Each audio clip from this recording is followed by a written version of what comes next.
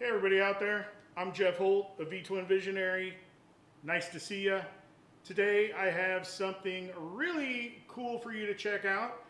These are the machined in the USA, 100% beautiful and functioning lower legs from HHI, otherwise known as Hawg Halters. These things are 100% machined in Georgia. As you can see, they are beautiful. They use all stock Bagger stuff. You want to just put these on and use your stock Bagger fender, you can.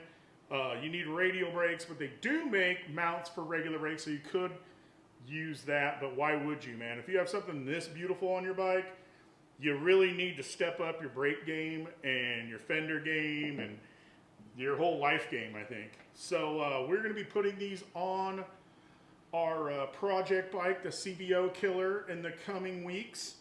So you will check that out on our YouTube and on our Instagram and on our website.